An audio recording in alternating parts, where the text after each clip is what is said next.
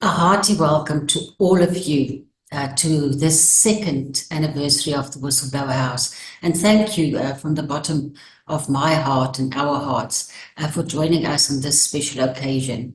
I also welcome participants from countries as far as the UK, Uganda, Sudan, Namibia, Mozambique, Malawi. Welcome to you as well. And it's an absolute pleasure for me to sit before you today and reflect on the incredible journey we've embarked. I am Liesel Groenewald, and I'm the co-founder of the Whistleblower House. The Whistleblower House began 2 years ago with a vision, literally a handful of dedicated persons, no funds, but with an unwavering commitment to provide assistance to whistleblowers. Today, as we celebrate another milestone, it fills me with immense pride to see how far we have come. Our success is not just measured in numbers and obtaining funds. It is measured in the relationships that we've built, the challenges that we've overcome, and the impact we've made on the lives of those we serve. We've weathered storms and embraced opportunities, always guided by the core values of the Whistleblower House.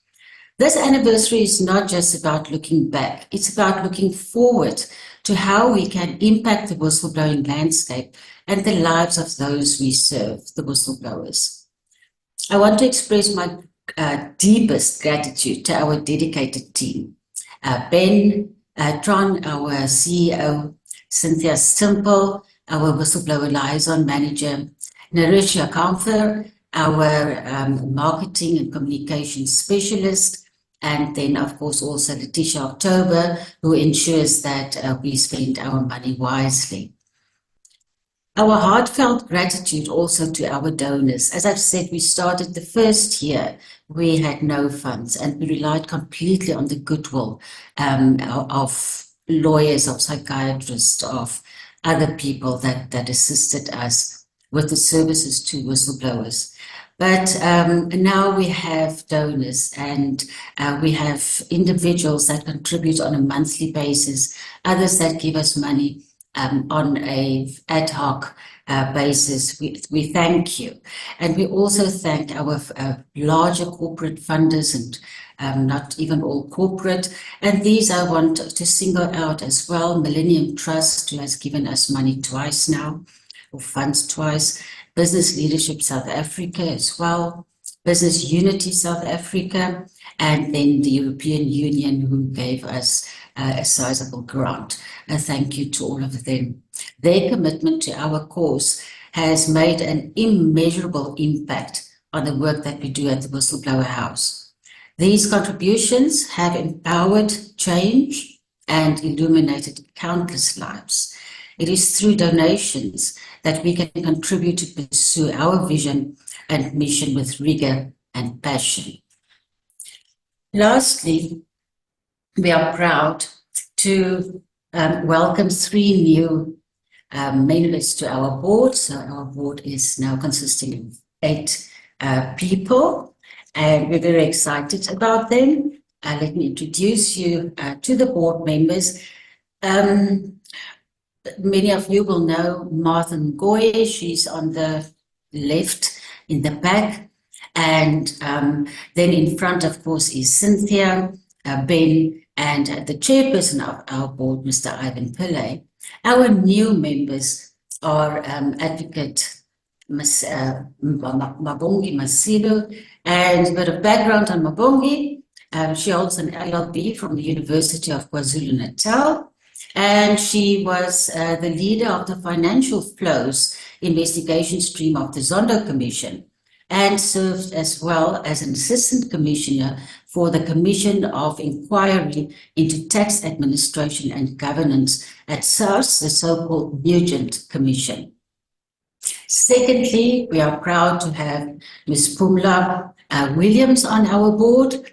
She holds a master's degree in public administration from UNISA, and Pumla has done a lot of things in her life. She is now retired, but Pumla is a seasoned communications specialist, having spent the better part of her professional life at GCIS, and before that she served time in the Gauteng provincial government. Some positions that Pumla has occupied was Cabinet spokesperson for GCIS, Deputy Director General Corporate Services, Director General GCIS, and Acting Cabinet spokesperson. And then last but not least, our other new board member is Mr. Zukiswa Ntola, and he's an admitted attorney and holds an LLM in public law from Nelson Mandela University, also a Master of Philosophy in Sustainable Mineral Resource Development, quite a difference there, and is currently a candidate doctor of laws. We wish him well in that regard. And he is also a senior lecturer at UNISA and was a portfolio manager at the organization Undoing Tax Abuse. Thank you, all board members and our new ones, for your willingness to contribute to your time and your wisdom to build an organization that is dedicated to serving whistleblowers. If it was later in the day, I would have held up something else than a glass of water, but here's to the Whistleblower House, to many, many more years, a beacon of excellence, a symbol of resilience, and testament to the power of collective determination. I would think happy anniversary to us all. With that, I just want to go through the program briefly. First, Ben will speak to us about providing an overview of the year, as well as, of course, the exciting plans we have for 2024.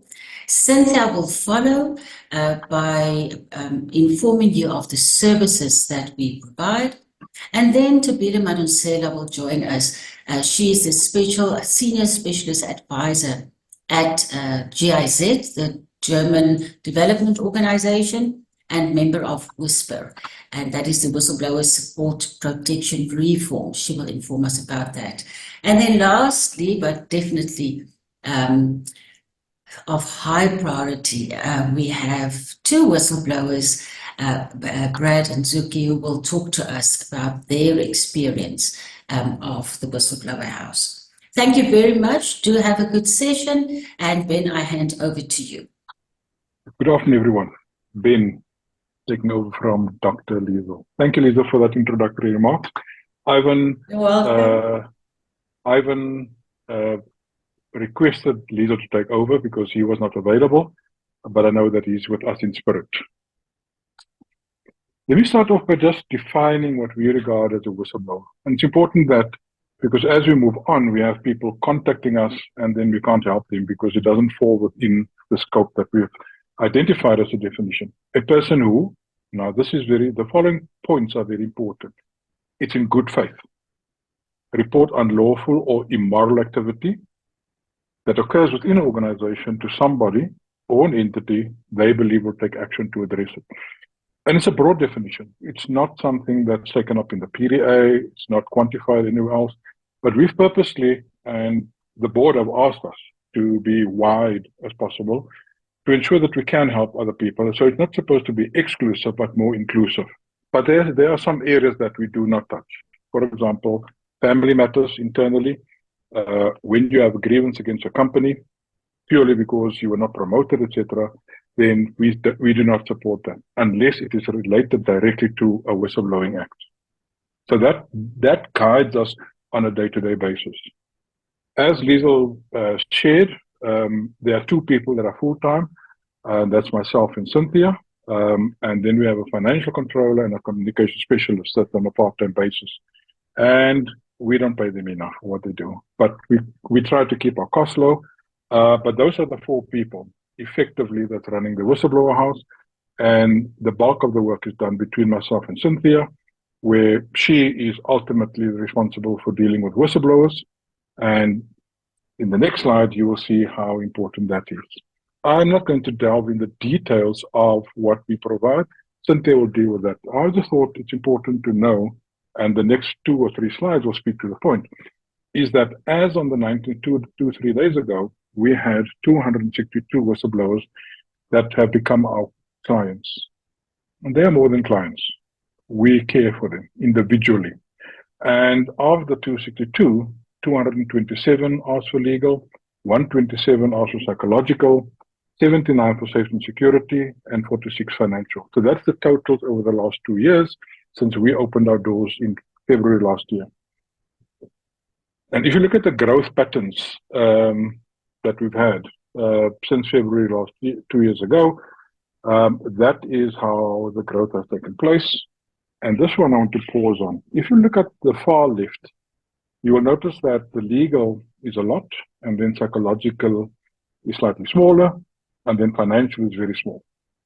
If you look at the far right, you will notice that there's a total number of 262, and in January we had 16 applicants. So of the 16 asked for legal advice, 13 needed psychological support, 9 needed safety and security, and 11 needed finance. If you look back into the history, you will notice that the last 3 categories were smaller. And it's the first time where we see that the amount of applicants for other services are actually increasing. The reason for me pausing there is when you get to the next slide or 2, you will notice that we talk about the costings. But before I get to the costings, Liesl started talking about the donors. And when we started in 2022, myself and Cynthia worked for a year, 12 months, absolutely as volunteers. We had no income. And the first time we received any income as an organization was on the 14th of December, 2022, I think it was. And then we were able to use that for 2023 going forward. And if you look at the contributions in 2023 that we received, those are listed out there. And I just want to show you how when a donor provides donations, they actually become donors because we prove to them that what we've done is real. We are supporting whistleblowers, we are taking care of operations, and we're reporting very responsibly. So Millennium Trust in 2023, remember that these came in December 2022, but effectively 2023 is 5 million, and they've committed to 2024, 5 million. So that has remained stable.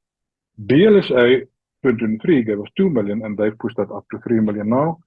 SAICA has given us 500,000 last year, and this year they will come. When we negotiated that in the first time, they said they'll do the same in this year. Business Unity gave us 250,000 in August 2022, and that was when we had no money, but we had to put up infrastructure. So the 250,000 was an absolutely lifesaver in the sense where we could buy computers, we could buy our cell phones, and in fact set up the website. So we were able to get a head start. And without that 250,000, we would not have been able to start running in December because that's the time it took. Very important to us. European Union, we had to apply last year already, and that approvals have come through now. The documents are being signed in the next few weeks, and there's a 6 million rand over 2 years. So it's 3 million this year and 3 million next year.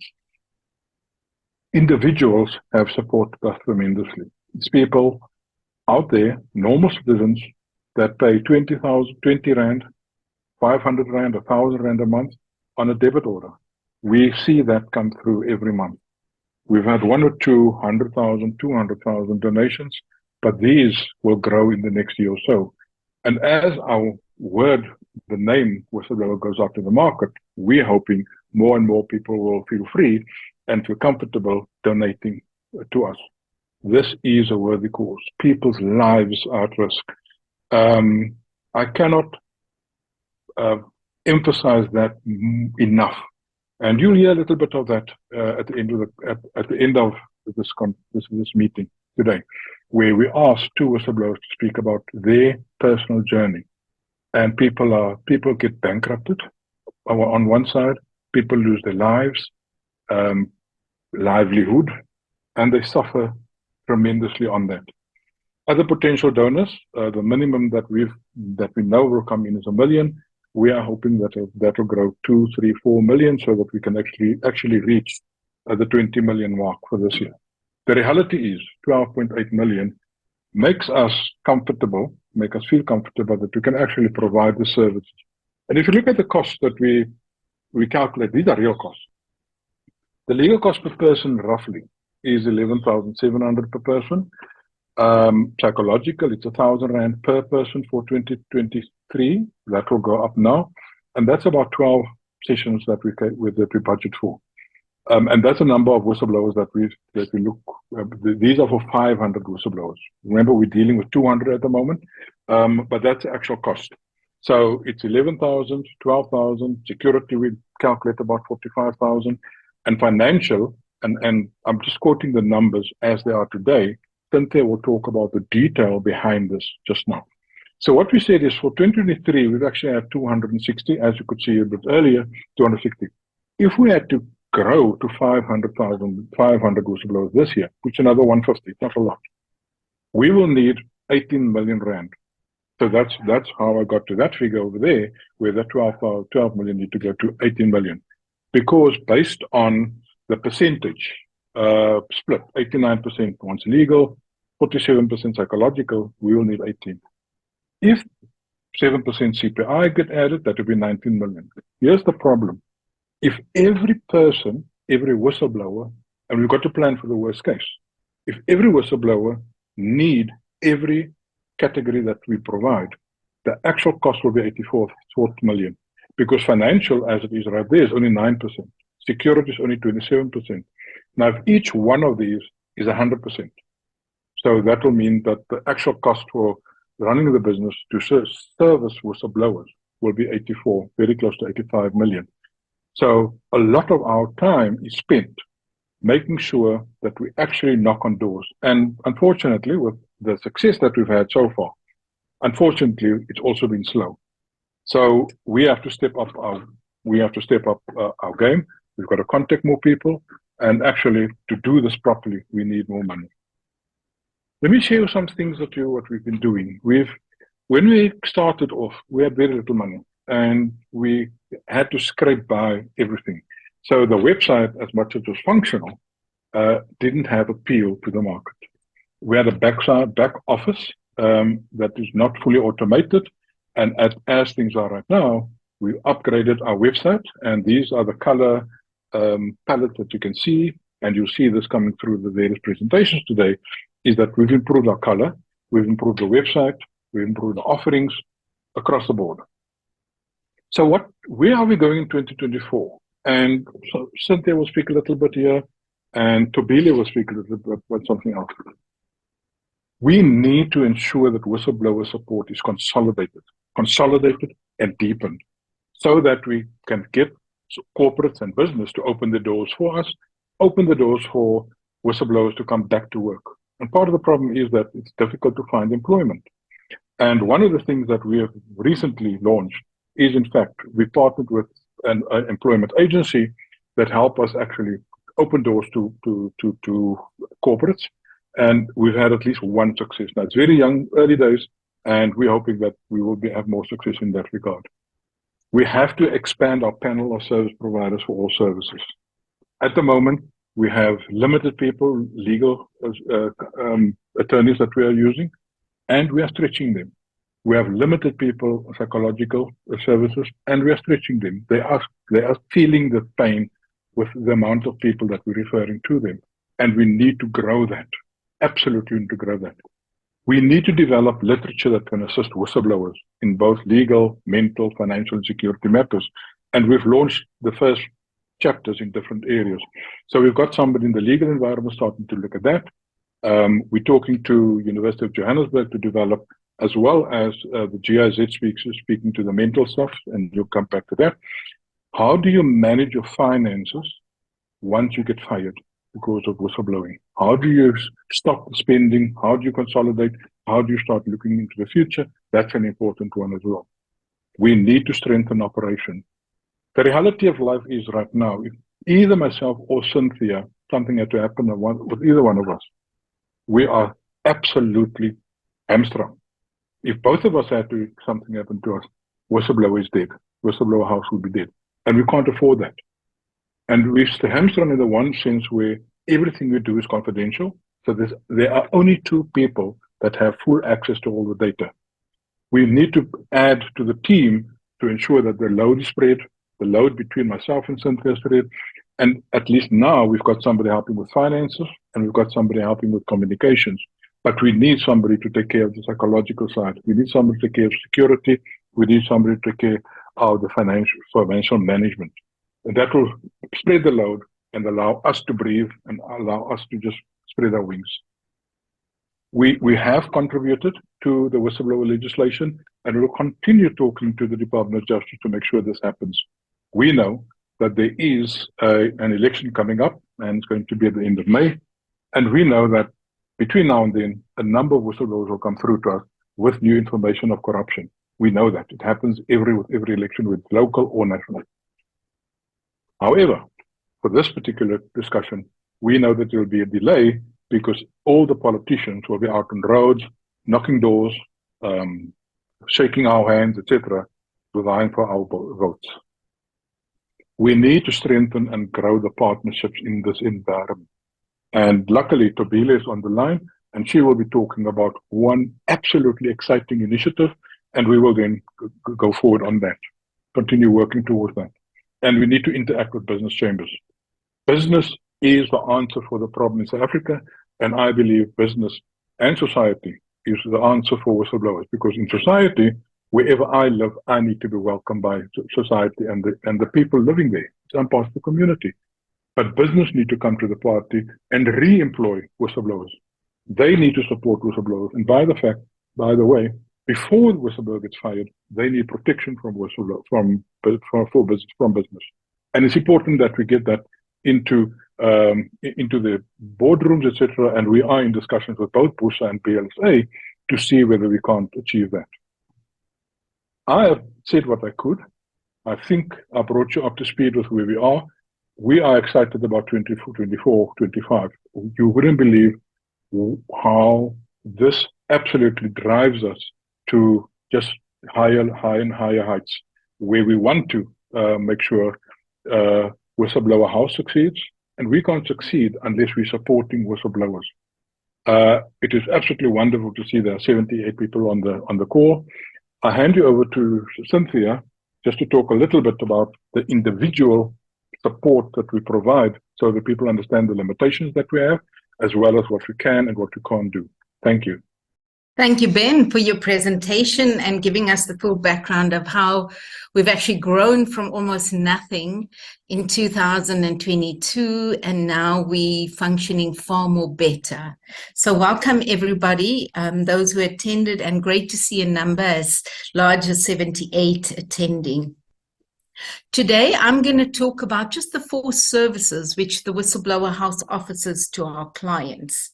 Our process is such that we offer 4 services: legal counseling, psychological counseling, and then we offer financial assistance and security. I'm going to go through each of these in detail. When a client applies to the Whistleblower House, firstly, they need to complete an onboarding form. We cannot assist them if they do not complete this onboarding form. It's imperative. That is our foundation to work from. And on that form, we ask the questions, how can we assist you? And there are 4 areas, which are the 4 I'm going to talk about in detail. At this point in time, when we first started, we wrote to, I think, probably more than 40 legal firms to work and partner with the Whistleblower House. And to date, we've got 12 legal firms that we are working with now that have taken on our clients and willing to assist them. The service offering is either legal guidance on your matter.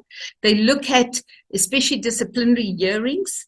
You cannot bring a lawyer into your disciplinary hearing, but they will provide you with guidance on how to manage that disciplinary hearing when you go in to that hearing.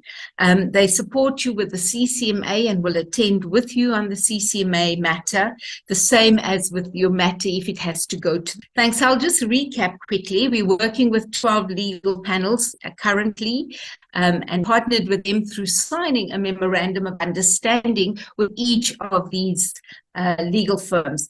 The main focus there is for them to provide a service to the whistleblowers who come to us, and they come at various stages. Some because they need help with their disciplinary hearing, they've either got a notice of suspension or a letter of warning, and how do they go forward with this? And on the basis of the fact that they have blown the whistle, or they've raised a concern around the procurement process, or they raised a concern around fraud and corruption in the organization. On that basis, we will assist the client. Our legal firms will give them this guidance in their disciplinary hearing, in their CCMA matters, as well as in the labor court. What we found, though, that in the labor court, that we cannot get dates soon enough for the whistleblowers, and the matters have been running already for more than a year. They will also assist with negotiating settlements for the whistleblower that they're not done in, and that there is at least the separation agreements are fair and equitable for the client. We've also had our legal panel assist with obtaining the unemployment insurance fund, or where whistleblowers were unable to get their pension funds because there's been a charge against them, and the lawyers have been able to rescind those charges, and hence they're able to get their pension funds and any outstanding salaries. What we're looking at is to give guidance on making a protected disclosure safely. In most of our clients, they've come to us, they've already blown the whistle, they've not done it in a safe manner, they've done it in various ways, and hence dismissed, and come to the Whistleblower House first, so the protected disclosure findings afterwards that they didn't use the procedures of the organization, they went to the media, or they did something which is contravening and against the law. At the moment, there are various toolkits for those who have tuned in that is available. Either the Ethics Institute have written many handbooks, and you can find it on the website. The PLAF, which is an organization that works similarly to ourselves, the Whistleblower House, have put out a guidebook on the legal side. PARI and Corruption Watch have also in turn written handbooks around whistleblowing. The second service that we offer is counseling services. The impact, as Ben stated earlier, is so severe on whistleblowers that right up front, while they're in the fray of whistleblowing, and they don't see the impact on their mental state or their physical health. But it does take its toll. It does take its toll not only on the person, but on the family, on the spouses, on the children. And so one of the key focuses is how can we as Whistleblower House help our clients and their families by getting psychological assistance. When we first started out and seeking pro bono services, we worked with Psych SA, and now we're working with clinical psychologists directly, and we have 8 on our books at the moment. I must say Psych SA has really provided the pro bono services in the year of 2022 when we had absolutely no funding, and we're grateful for those services. And to date, we're now working with the psychologists where we're able to pay them. We have, though, negotiated that they reduce their fees from a medical aid rate so they can assist more whistleblowers. What we found, though, that as Ben showed in his slide, that many will state on the forms, initially they didn't state that they needed counseling because they weren't aware and they didn't think that they would need it. And even now more and more are ticking the box for counseling services, but when offered, they seldom take it up immediately. And I think more because they feel they need to deal with the legal side first, and then they'll deal with their mental health and their physical health. But the key focus we've realized is that the mental health does take its toll, and therefore they need the service. We will continue offering the service to any of our whistleblowers who need it and to their families. We've, during 2022, we've been offered a service from a dentist who said he will assist whistleblowers because when they are stressed, they tend to chew, especially when they're sleeping. And so they suffer from jaw ache, which has an impact then on their teeth. And he's willing to give that pro bono. The psychiatric treatments are also available on the referral once the psychologist refers that a client needs to go for further treatment from a psychiatric perspective. Whistleblower House will also pay for that, but based on the referral from the psychologist. We've had a few clients who've asked us to pay their medical bills because they were ill, unable to pay for that.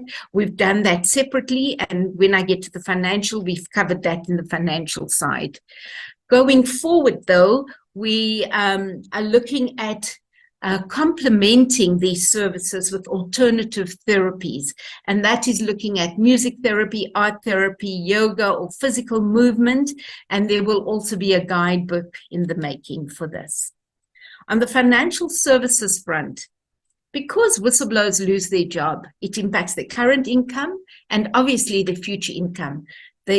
Through that, they're unable to pay their bills, they lose their homes, they lose all their assets, which makes it worse. They're unable to find jobs, and that's why we call it the future income. And you can only have so much in your savings when you're taking out all your policies and you've used whatever else is available to you, and because you have no job, it really, really has an impact.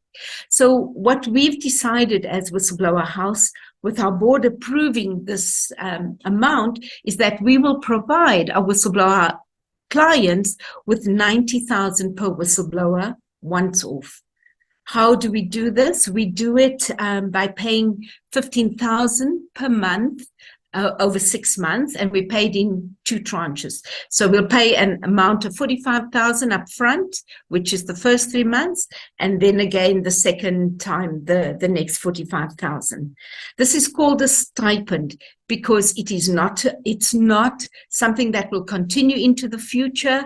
We're not paying a monthly fee because from an administrative perspective, it's too much work for just the two of us, Ben and I.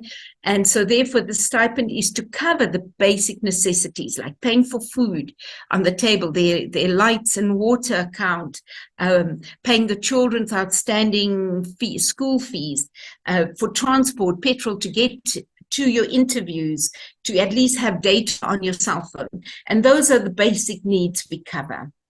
Going forward, though, and we saw the need of how whistleblowers are operating on their personal financial management, and we're now looking at how can we help them further in the minute you decide to whistleblow, or you already just whistleblow, how are you going to manage your financial status? Many think that this whistleblowing process is short-term. It is not short-term. And the 2 whistleblowers will testify later how it has impacted them. And therefore, we want to start working on a guide. In fact, we have already started working on the guide, which we will be putting out in the next month or 2. And then thirdly, discuss with your banks. Ensure that they know your situation. Because when you have a credit card, if you look at your statement, there is an insurance component on your home loan and your credit card. If you're honest and open with your bank and tell him, they could, I won't say they will, they could then either reduce your debt or pay off or write off your debt. And so it's for you to be open and honest with them. And so we're writing this guidebook to help you for the future. Thanks. The last service is our counseling service, the security services which we have. So as you all must be aware of Babita Deokaran, who did a sterling job in identifying fraud in the Gauteng Health Department. And she was assassinated 2 weeks after having written up all the detail about what she's discovered as a acting CFO at the time. Maruma Pena was also assassinated. He was the Department of Home Affairs. And Maspoko many years ago with the Mambela Stadium. Also, people like Ethel Williams, Thabiso Zulu, are in hiding because of their fearing for their lives and their safety, and many others who have not listed here. So therefore, from a personal safety perspective, every client's need is different in every situation, and Whistleblower House treats it as such. We will do a risk threat assessment on each of these clients that require it, and it will be evaluated on those merits. And therefore, through that evaluation, appropriate action can be taken. For the broader group of people, we started researching, which was a year ago already. Ben started the research and engaging various people of how can we assist whistleblowers when they're at their most vulnerable, either leaving their homes, approaching their homes, or on the road.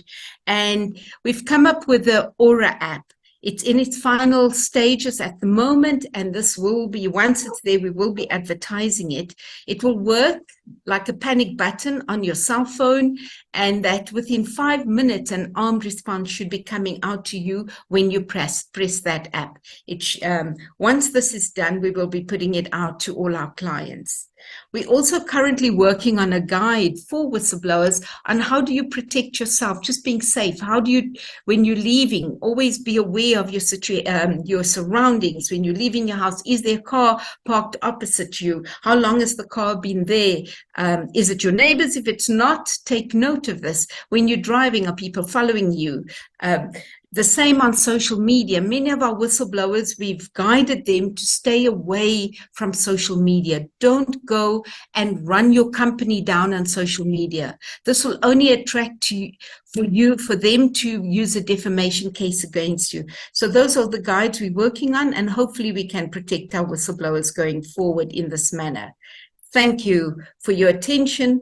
I'm going to introduce you now to Tobile Madonzello, who is from GIZ. She's going to present to you on our partnership with GIZ, and she is the Senior Technical Advisor for Whistleblowing and Corruption Reporting at GIZ, and the division she's working at is called the Transparency, Integrity and Accountability Program. Thank you. I just need to interject here. Sorry to be late.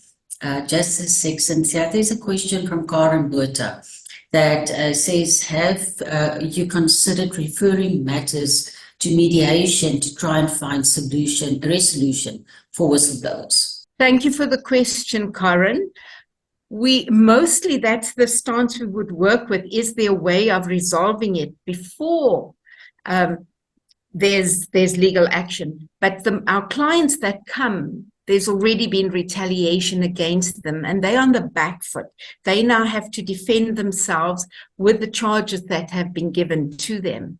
But I agree with you. I also recommend, whenever I speak to whistleblowers before they've even, when they've just sent us an onboarding form, is can you go and have a discussion instead of going into disciplinary hearing as such? Try and find a way of, can you discuss the issue to try and come to a solution of what your point was, what's their point, versus how can we resolve this, rather than going into a total disciplinary hearing. So yes, it is the stance we're taking. What we haven't engaged is probably people who do mediation, but the CCMA role is part of that mediation. Perhaps we should look at getting a step earlier and in the legal process, because I'm all for it. Every time we speak to whistleblowers, we always try and find out, what can you resolve first before we start taking legal action? Thank you. Okay, good afternoon, everybody. My name is Tobile Madonzello, and I am a Senior Technical Advisor at GIZ. Today, I'm here to speak to you about the Whistleblower Support Platform for Reform. And I think just listening to Ben and Cynthia, really how Whistleblower House has actually grown from just being Ben and Cynthia looking for funding and not knowing what the future holds. I think you are, congratulations, Whistleblower House, you have made lots of strides, and it goes to show that there really is a need for organizations such as yourselves, such as Whisper, to really support whistleblowers and improve the ecosystem for whistleblowing in South Africa. Now, ladies and gentlemen, I am from GIZ, and I want to, okay, there's my next slide. I'm just going to tell you a bit about the program that we are working on. We have a program, it's called the Transparency, Integrity and Accountability Program, which was really conceptualized to support the implementation of the National Anti-Corruption Strategy.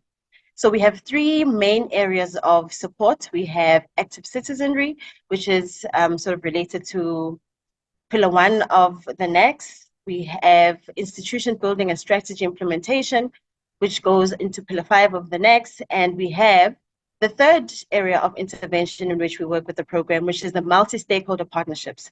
This is where the focus of today's presentation is in terms of the multi-stakeholder partnership. As a program, we have three areas of focus in this area. We have whistleblowing, we have business integrity, and open public procurement. People ask, why a multi-stakeholder approach? Why get people together to sit around a room and come up with solutions? And it really is quite as simple as we are facing complex problems that cannot be solved by just civil society, by just government or just individuals. And so when it comes to a multi-stakeholder partnership, it enables us to look at the problem with different lenses. When someone looks at the problem of whistleblowing from a civil society perspective and from a government perspective, although it's the same problem, they have sort of different lenses in which they look at it in terms of the solution. And even when the solution is then proposed, it sort of satisfies all the different experts and sectors that are around the table. When it comes to multi-stakeholder partnerships, it's also quite important that the organizations that sit as a multi-stakeholder partnership really come in there as their organization and independent. So just because there is the Whistleblower Support Platform for Reform, it doesn't mean that the Whistleblower House is no longer recognized or Corruption Watch is no longer recognized. But it's actually encouraged that when you walk into a multi-stakeholder partnership, that you come with your identity, you come with your views, so that we can debate issues and come up with a solution that really does meet the sort of a more discussed solution that does try and meet all the boxes for each sector. And another benefit for a multi-stakeholder partnership is that it really becomes a hub for knowledge sharing, for people to come to the platform and say, actually, this is what we're working on. What are your views? What can we do to help? Or what kind of support do you need? So that's sort of the approach that we have taken as the program. Now, I want to tell you specifically about the Whistleblower Support Platform for Reform. So what is the Whistleblower Platform for Reform? So this is a collection of organizations that are voluntarily taking part in this platform. We have Corruption Watch, who is a member. We have PLUF, which is the platform to support whistleblowers in Africa. We have SIRAG, which is the South African Institute for Responsive and Accountable Governance. We have the Whistleblower House, who is a member. We have GIZ, who is a member, which I am then the representative. And we have the Public Interest South Africa, who is also a member of Whisper.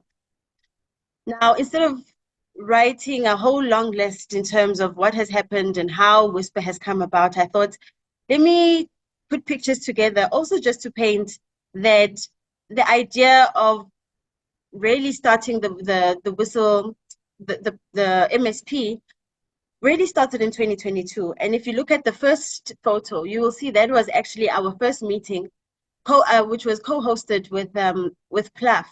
At that meeting, we tried to figure out, is there space for collaboration?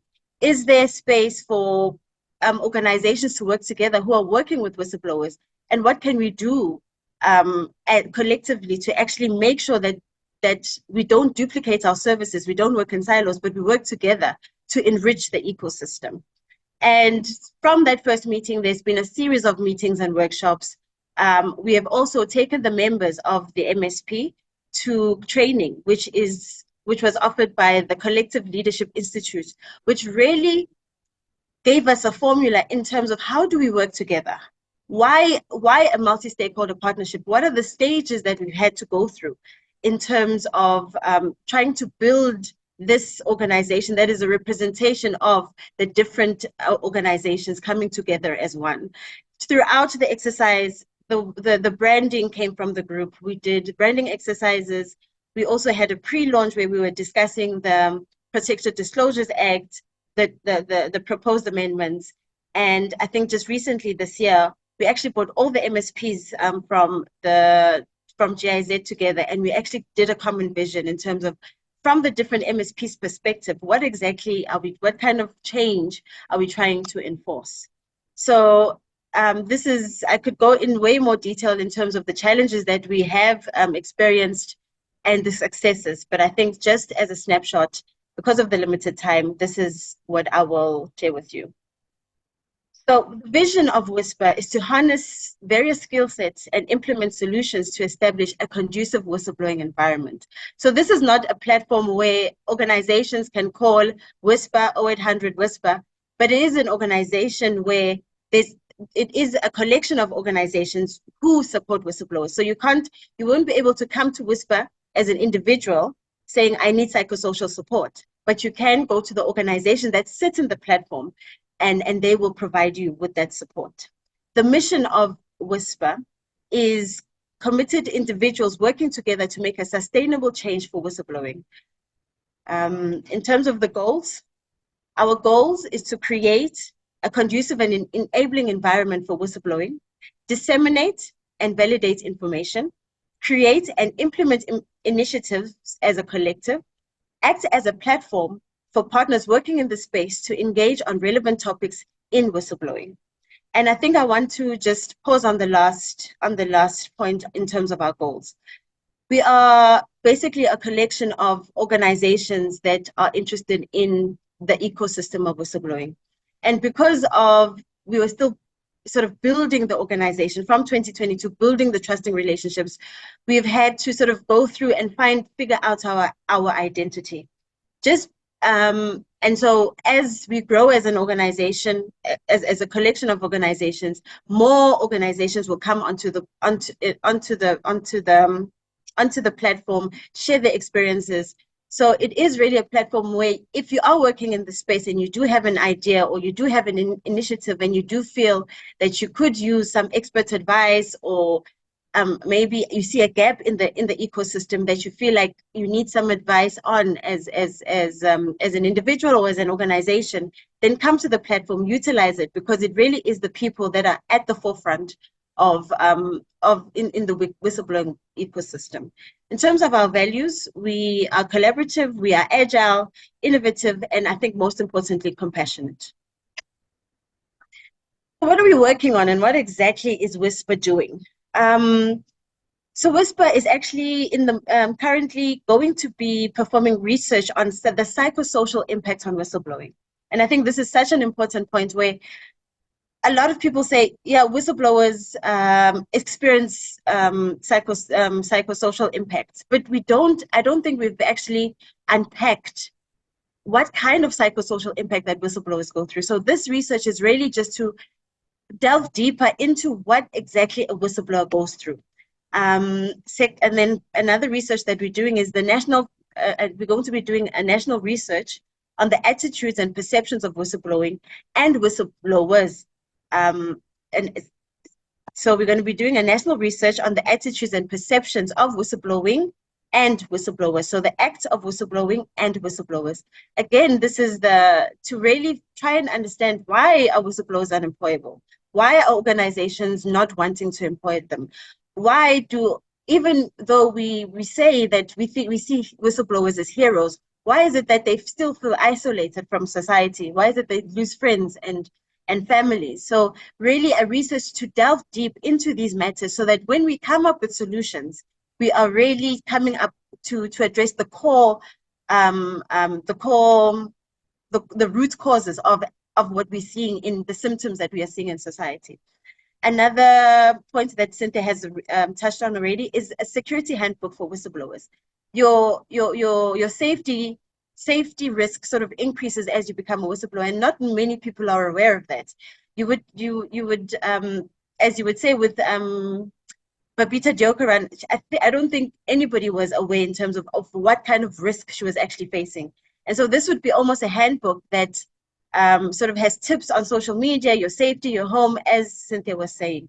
What we're also currently doing, what we want to do is actually develop a chatbot on whistleblowing. So this chatbot would be fed with, we have a dummy at the moment, and it's fed with the handbooks that that were developed by Corruption Watch, that were developed by PLUF, a recent one developed by PLUF. There's handbooks from the Ethics Institute, and really taking these public resources and putting them into one platform, chatbot, where if I'm thinking of whistleblowing, I can ask the chatbot, is it safe to blow the whistle, or where can I blow the whistle, so that it's a repository of information, that of publicly available information that a potential whistleblower or a whistleblower can actually access, so that they can make an informed decision.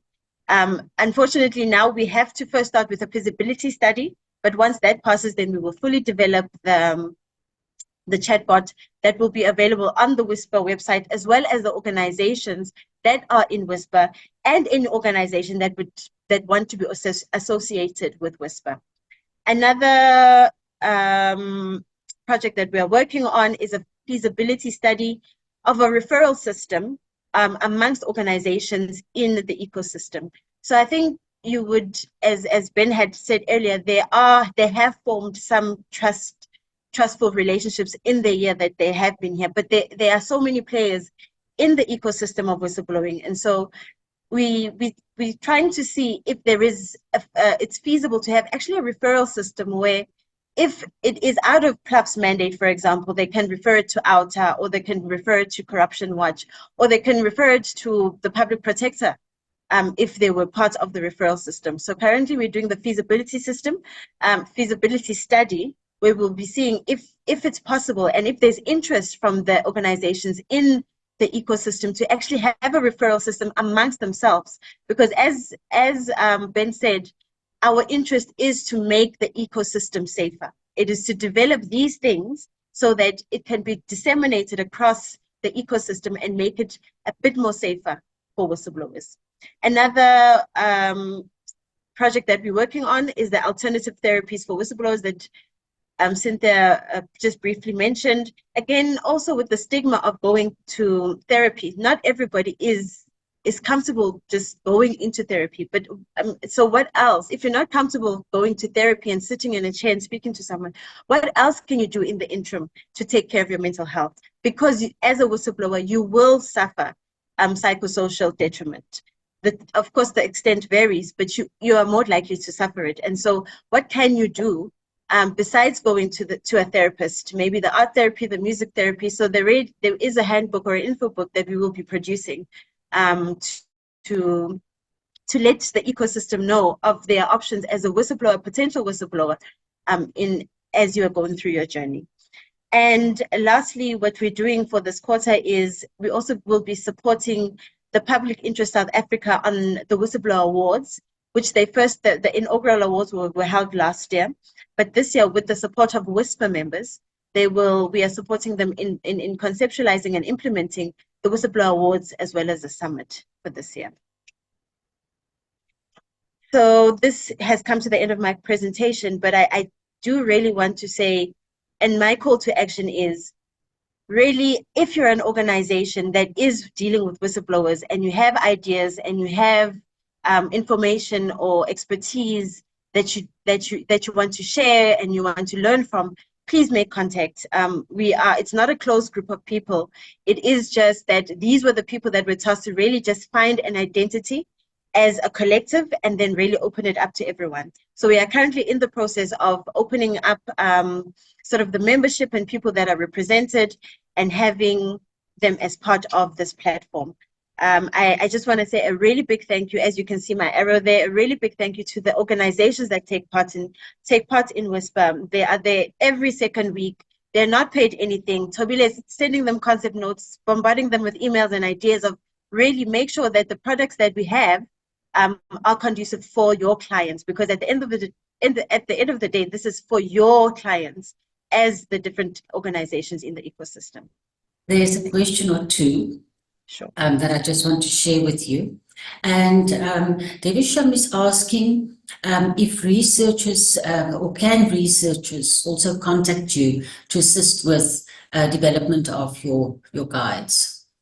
So when it comes to that, what we do a terms of reference, which will go through GIZ processes. then it will out on tender. So once it's in the papers, once it's on LinkedIn, we always post our projects. They can then bid from their organization and bid to actually become a service provider. So it's open to everyone. Thank you. And then a question from me. I was wondering, in this whole process, are you actually going to also solicit information from whistleblowers? I know some of them have suffered severely in terms of security. And yeah, are you going to talk to them as well, or will this be a desktop process? No, so it's in terms of even the psychosocial impact, the surveys, and really getting the information. It is to get the first experience from whistleblowers in terms of their security, their impact, so that we also understand. I don't think we can understand from desktop research what actually a whistleblower goes through. So from the research that we are doing, it is provision that we are going to be speaking to whistleblowers and other people in the ecosystem to firstly really get into the grain of it and then come up with solutions. Thank you very much. Those are all the questions for now. All right, thanks. Thank you, everybody.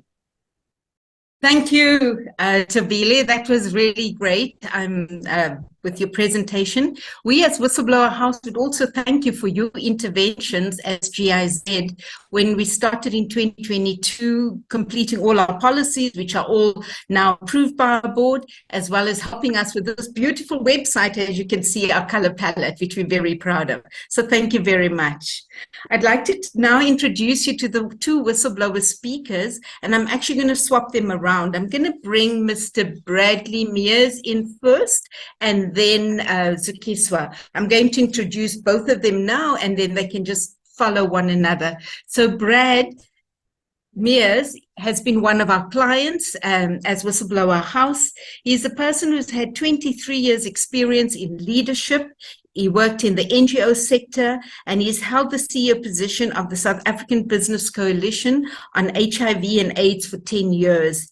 He was dismissed from his position as a regional director of SANCA after making a protected disclosure to the board in late 2022.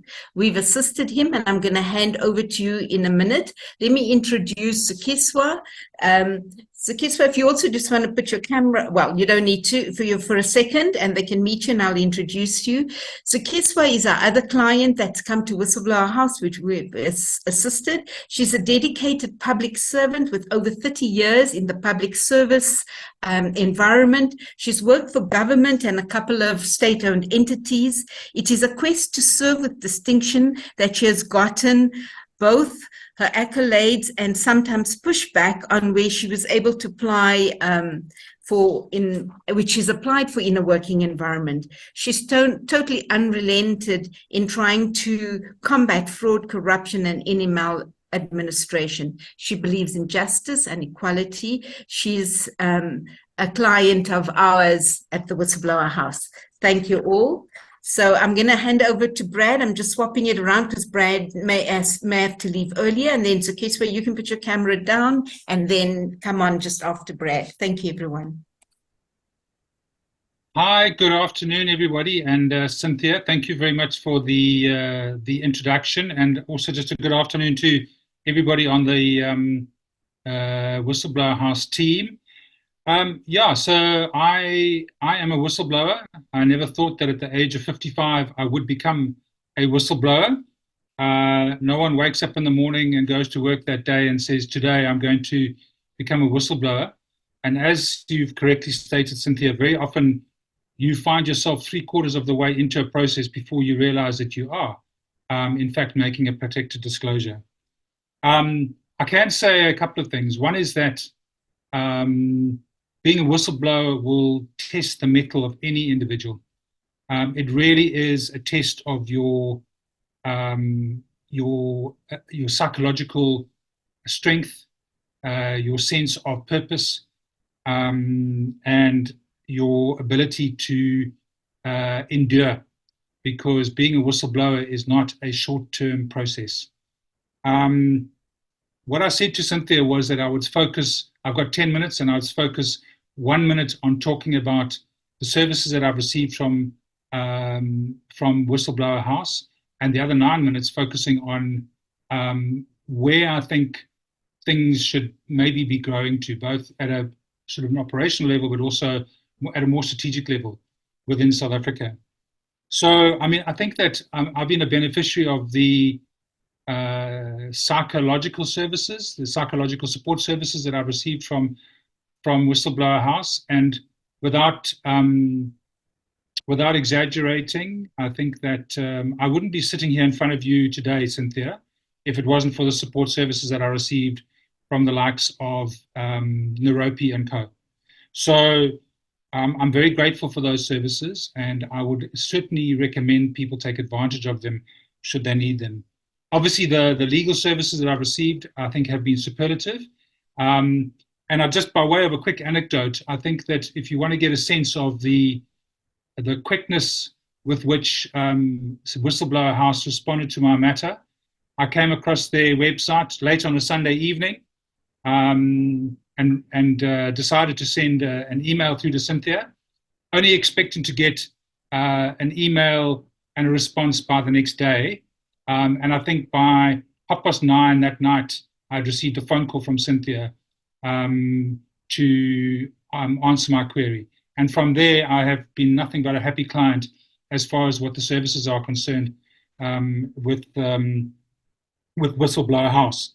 I also received a call from the gentleman that's dealing with finding jobs, that's heading up the HR function. So there really has been a very well-rounded support that I received from Whistleblower House.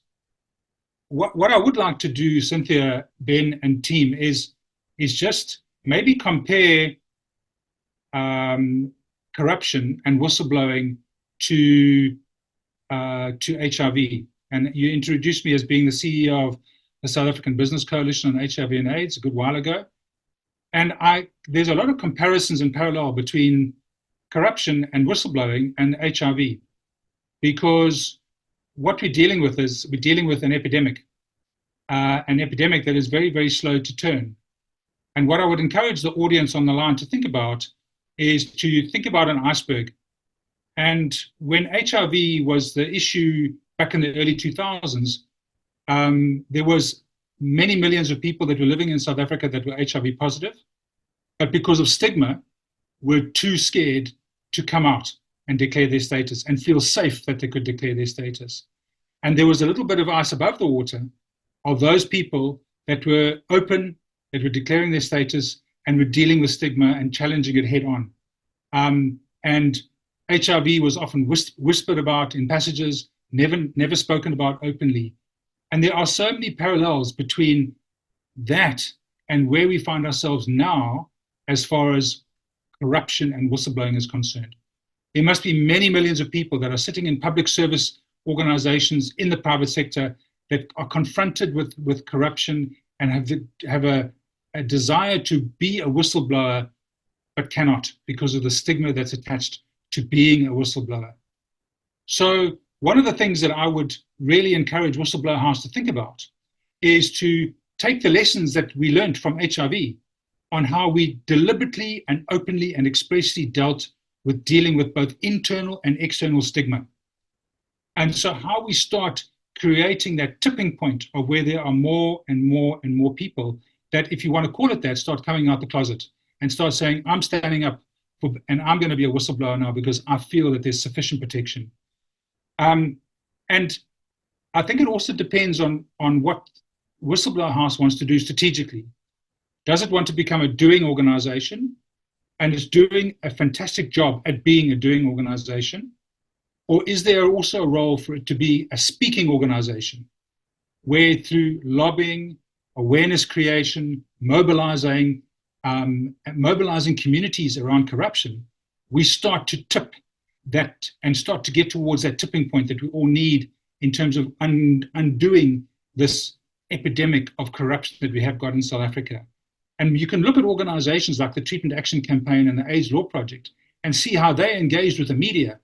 And I really would look forward to the day when the importance of corruption in South Africa is raised to a level that HIV was when HIV was the burning issue in 2003 and 2004.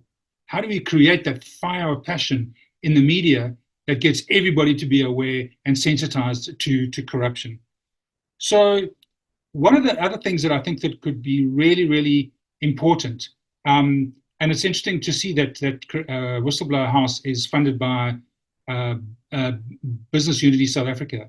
And a while ago, I was having a meeting with Cass Cavadia and with Professor Adrian Saville, and we were talking about the cost of corruption. And if you want to start turning the perception of people in the business sector, start equating corruption to rands and cents. And if we can start getting more and more information that is measurable by nature, where business people can start seeing what the cost of corruption is in South Africa, so we will start winning across advocates in the corporate sector who will hopefully then provide more and more money to a worthy organization like Whistleblower House. So I think that there really are some things that I think I would want to think about at a strategic level. If there was one operational thing that I could appeal to the Whistleblower House to do, is to create more linkages between the diaspora of people that are whistleblowers. So for example, I've got a fellow speaker on the board with me today that I'm only meeting today. Is there not a way in which whistleblowers who are happy to be open about being whistleblowers can form a network of whistleblowers so that we can support one another? So can I link with Johan Lochtenberg? Can I link with Ivan Pillay? Can someone else link with me? It doesn't necessarily have to be under the leadership and take up resources with Whistleblower House, but it can be something where we can learn from one another and share experiences with one another. And Cynthia, that's where I'd like to leave it. Thank you very much for your insights and comparing it to how the HIV campaign was run during the early 2000s. Yes, we would consider that. I think that's a nice comparison, especially if we want to raise awareness and advocacy around corruption. So thank you again, Brad. And you now in time to leave safely. And we welcome Zukiswa to come up and then to speak about her experience with Whistleblower House and also her journey. Thank you, Zukiswa, and thank you, Brad. Thank you again. Thanks, Cynthia. Thank you. Yes, good afternoon to everyone, and thank you very much for having us. My name is Zukiswa Potye. I think as have been introduced by Cynthia, I'm also a former CEO who was fired from that CEO position, something that I'm not going to get to. But what is important is that I'm a single mother and I am also a breadwinner at home. I've got 4 brothers and 4 sisters and 2 parents. I'm just putting my life into context. When I lost my job, I was then introduced, I think I was introduced to the Whistleblower House by one of the board members that actually did not like what was happening to me at work. One of them resigned in protest, one of them stayed on, and she is still suffering reprisal even today. And so she then introduced me to the Whistleblower House. And like Cynthia said, I completed the forms and I became one of the beneficiaries. I didn't know that when things were happening and I could not turn a blind eye to what was happening. I think Brad was saying that at 55, he never thought that he would be a whistleblower. I also didn't know that I was whistleblowing.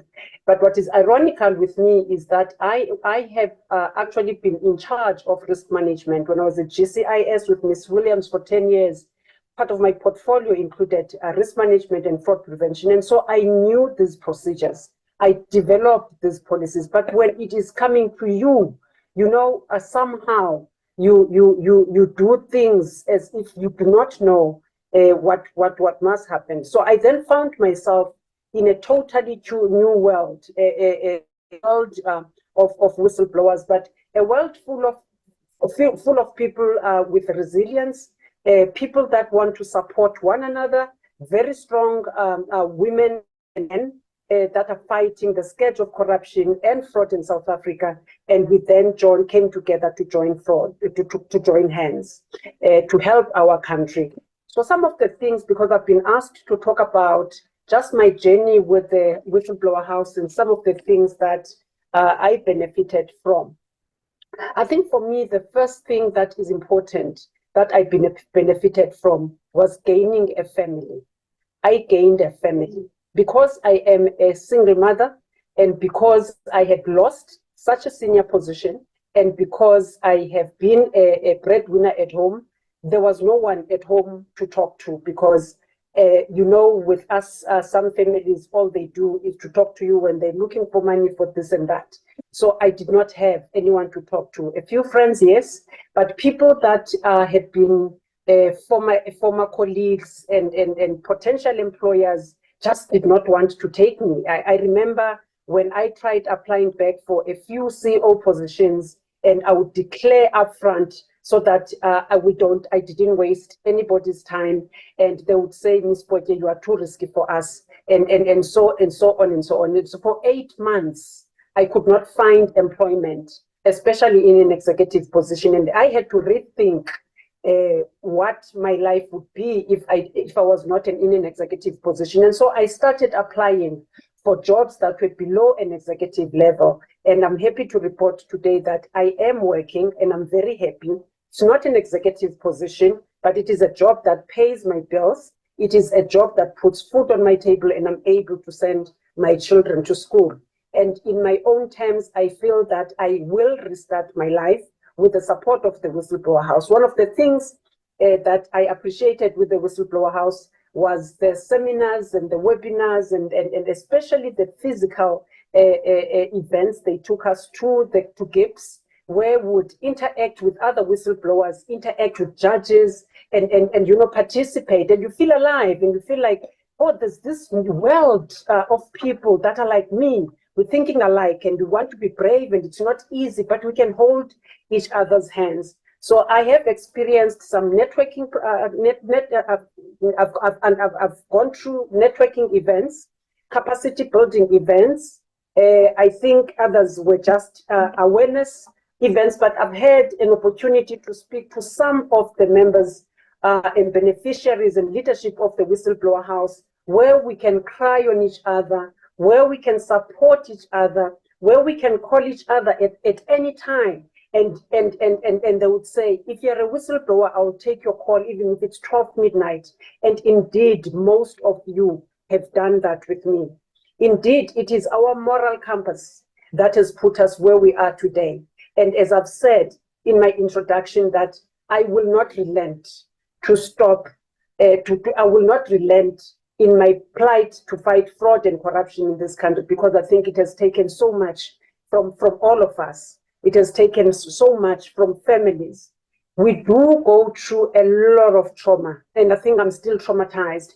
And I think the position in which I am now, Cynthia, helps me to heal, because I think I still need to heal. And what I did not do was to seek what Brett did, to seek psychological help. I was just too much in despair, and I was just too depressed to actually look for that help. But what I got from you was financial support. I got the 2 tranches of the 6 months that helped me to be able to put food on my table, pay my child school fees, pay electricity, and I was able to pay for my telephones or internet and be able to apply. And I think that is one of the reasons that I was able to find a job today. It is still a journey. It's still a journey. Even when you found a job and you look back and you say, what could I have done wrong? What could I have done right? And what did I do wrong?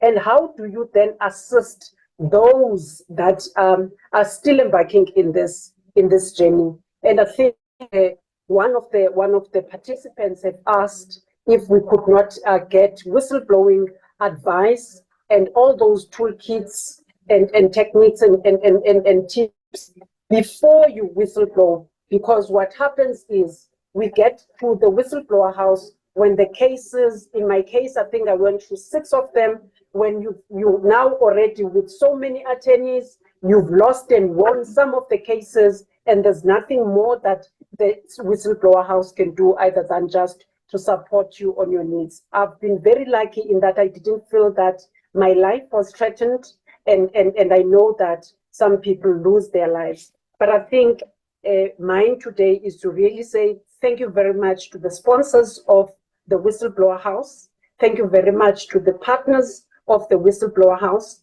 We're looking forward to all the things that have been put forward today, the propositions, the researches, the contribution to the Act, because how come we are so many people that we have been reiterated against? What happens? What has happened? Why is it that employees, the first thing that they would think about when there's a whistleblowing against an organization, especially an executive or the board, the first thing that they would do is to retaliate? What does the law say? And why are we finding ourselves in the position in which we find ourselves? So then it begs to say, is our law, is our whistleblowing law geared to actually protect the whistleblowers? And what more can we do? And I think with those words, I want to say thank you very much, and thank you very much for having me, and thank you for your support always. Okay, I'm running with the Q&A. And I think we've asked most of the questions already posed. But there's another question from Divisham that I thought we'll leave now, because it wasn't directed at a specific person. So Ben, Cynthia, please answer. So Divisham asks, how does Whistleblower House deal with whistleblowers that they cannot assist?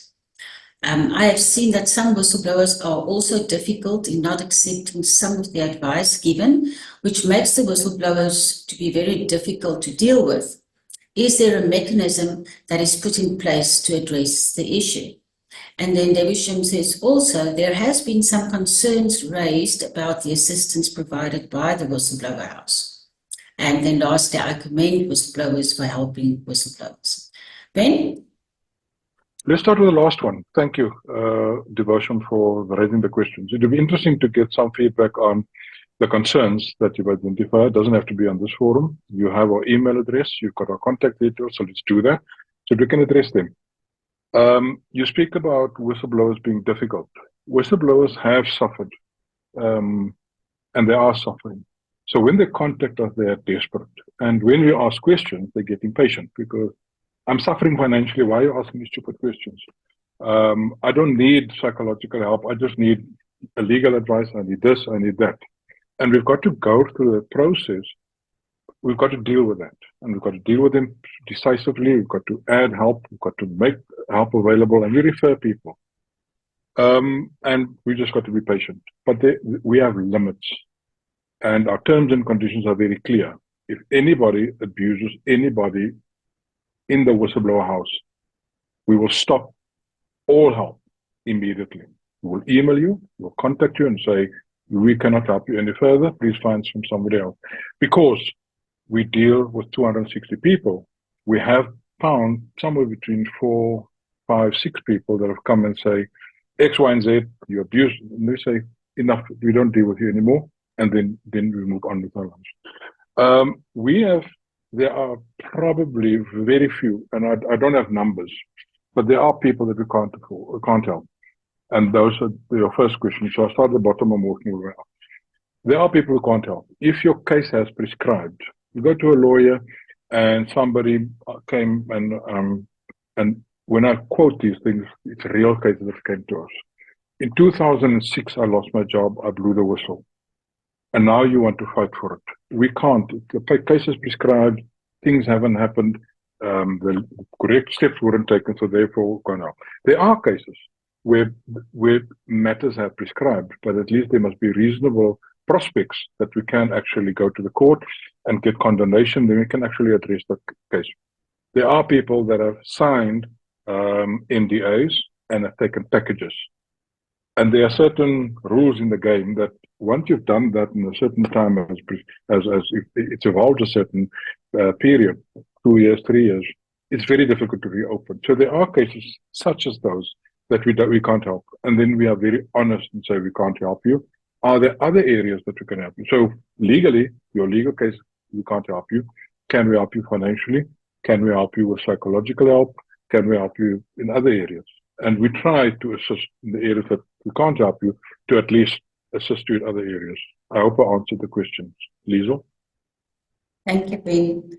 There's also a comment and a question by our friend Zukiswa. He says, as the webinar concludes, it's important to acknowledge and commend the exceptional work carried out by the Whistleblower House team.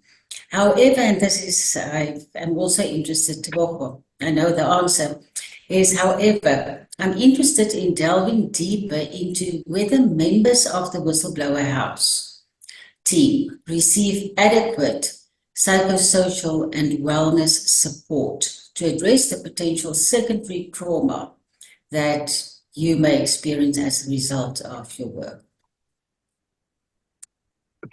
Your question is very valid. Myself and Cynthia are acutely aware of the dangers in the work that we do. So it is important for us to monitor each other, and we are very open. We don't share office space because we work from home. So we have to monitor each other as we are talking here. So it's not as if you get to the office and you can feel something is wrong, but facial expressions, etc. But we are acutely aware of the dangers, and we monitor each other, and we are very open with what we do and what we say with each other. Thank you for the question. Very nice comments in the chat function that attests to the wonderful work that you and Cynthia have been doing. So I leave it now to you to then conclude. To everybody, the fact that we still have 77 people on the webinar tells us that the interest is real. People want to know more, they're interested in engaging, and we probably have to do this more often.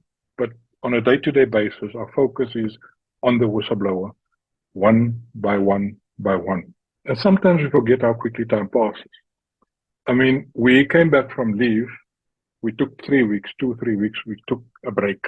And we came back, and myself and Cynthia started talking about the year plan. 2 ticks. We're at the end of February. Before we know it, it'll be June. Before we know it, it'll be December again. Because we are so immersed in our work that the days fly by unbelievable. And all we can do is look back and say, we've helped X, we've helped Y, we've made strides there. And on a day-to-day basis, we absolutely try to improve our services, improve our processes, improve our systems, so that we can help more whistleblowers, more quicker, so that we can help people more efficiently. And then we still have to do the work outside to talk to companies that says, you owe this to this whistleblower, you owe it to South Africa. So we are busy. I just want to thank each one of you that attended the session, that stayed right up until now, for your participation, for your attention, and keep on supporting us. We need it. Thank you, guys. Thank you. Until the next time. Goodbye.